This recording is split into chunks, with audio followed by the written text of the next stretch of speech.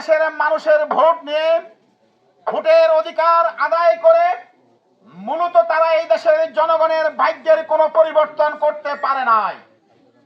সম্মানিত মা ও বোনেরা, আমরা আশা করি যদি আল্লাহ রাব্বুল আলামিন আমাদেরকে কবুল করেন, জামাত ইসলামী সরকার গঠন করতে পারে, তাহলে নারীদের অধিকার আদায় হবে, শিক্ষকদের অধিকার আদায় হবে, শ্রমিকদের অধিকার আদায় হবে, কৃষকের অধিকার আদায় হবে। কিন্তু অতীতে যারা এই ক্ষমতায় ছিলেন তারা এই সস্তা কথাগুলো বলে তাদের বস্তা পচা রাজনীতি তারা শুরু করেছেন। সম্মানিত মা ও বোনেরা, আজকে আমাদের বিরুদ্ধে একটি অভিযোগ দেওয়া হয়, জামাত ইসলামী যদি ক্ষমতা থাকে, ক্ষমতা যায়, তাহলে নারীরা তাদের চাকরি বাকরি করতে পারবে না, নারীরা ঘর থেকে বের হবে না, নারীরা হাটে বাজারে যেতে পারবে না, এটা তালেবানি রাষ্ট্র বানানো হবে। এই কথাটুকু সম্পূর্ণ মিথ্যা এবং বানোয়াট। জামাত ইসলামী এই দেশে যদি কোরআনের সমাজ কায়েম করতে পারে, তাহলে ইনসাফ প্রতিষ্ঠা হবে।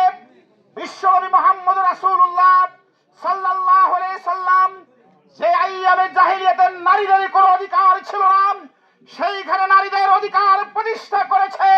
আল্লাহর রাসূলের হাদিসে আছে, আল্লাহর রাসূলের কাছে একজন সাহাবী প্রশ্ন করছিলেন, আমি কার খেদমত করব?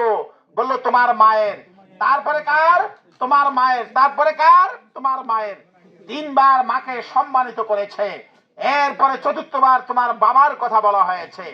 সম্মানিত মা ও বোনেরা, তাহলে ইসলাম নারীদেরকে সবচেয়ে বেশি গুরুত্ব দিয়েছে। যেই বাবা রুজি রোজগার করে খাওয়ায়, সেই বাবার গুরুত্ব এখানে না দিয়ে তিনবার আপনাদের গুরুত্ব দিয়েছে। কারণ এই সন্তান আপনি লালন করেছেন, এই সন্তান আপনি প্রসব করেছেন, এই সন্তানের জন্য অনেক কিছু করেছেন। সম্মানিত মা ও বোনেরা, এই জন্য বোন হিসাবে আপনার মর্যাদা আছে, স্ত্রী হিসাবে আপনার মর্যাদা আছে, নারী মা হিসাবে আপনার মর্যাদা আছে। এই জন্য বিবি ফাতেমার সেই উত্তরসূরি আপনাদেরকে হতে হবে, বিবি আসিয়ার উত্তরসূরি আপনাদেরকে হতে হবে, বিবি সুমাইয়ার উত্তরসূরি আপনাদেরকে হতে হবে। আর সেই কাজটুকু করতে হলেই আপনারা ওই মহিলা বোনেরা বাড়ি বাড়ি ছুটে গিয়ে দাড়ি পাল্লার প্রতীকের জন্য ভোট চাইবেন। ইনশাআল্লাহ রাজি আছেন? সম্মানিত মা ও বোনেরা, আপনারা কি রাজি আছেন? দাড়ি পাল্লা প্রতীকের জন্য ভোটটা আপনারা চাইবেন ইনশাআল্লাহ।